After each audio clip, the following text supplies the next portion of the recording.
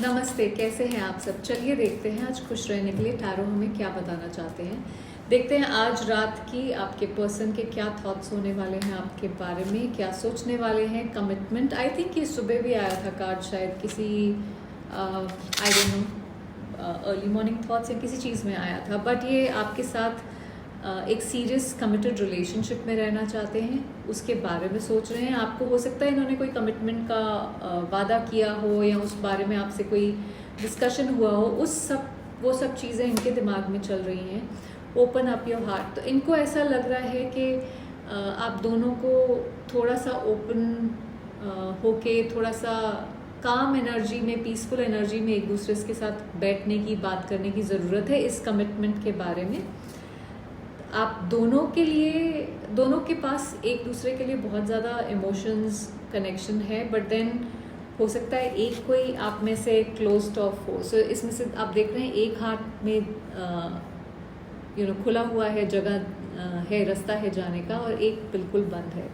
तो किसी एक का हार्ट बिल्कुल क्लोज्ड है, लायर ओवरऑल एनर्जी है। तो हो सकता है कोई किसी ने झूठ बोला हो, कोई धोखा दिया हो, जिसके बारे में भी ये सोच रहे हैं, और उस चीज़ के बारे में शायद बात करने की ज़रूरत है, ओपन अप होने की ज़रूरत है। और ये झूठ कमिटमेंट से रिलेटेड हो सकता है कि जिसने भी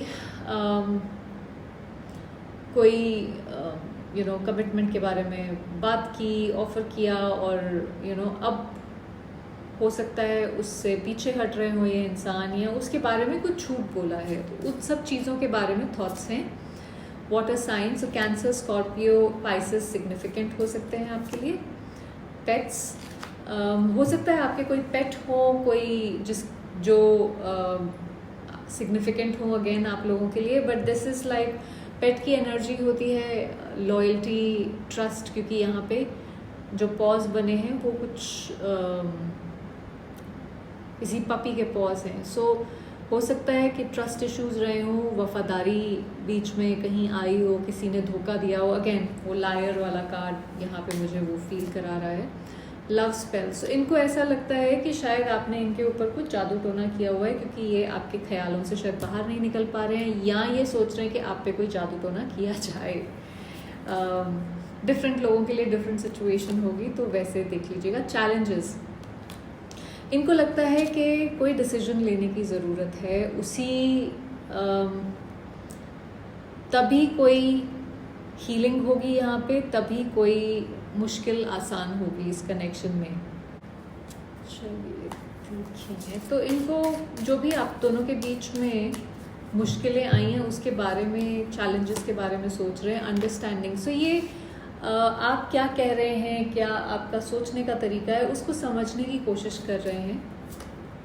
आपको मिस कर रहे हैं। आप दोनों के बीच में जो भी हो सकता है कोई बातें रही हों जिसको लेके इनको अब नॉस्टैल्जिया हो रहा है, आपको मिस तो कर रहे हैं। अनवर्दी, सो हो सकता है आप में से किसी एक ने दूसरे इंसान को थोड़ा सा ऐसा फील कराया हो कि डी वैल्यू किया हो, आपकी कदर ना की हो, तो इनको ऐसा उस बारे में सोच रहे हैं। ईगो, इनको लगता है कि ईगो आप दोनों के कनेक्शन में आ रहा है, और उसकी वजह से यहाँ पे प्रॉब्लम्स हो रही हैं।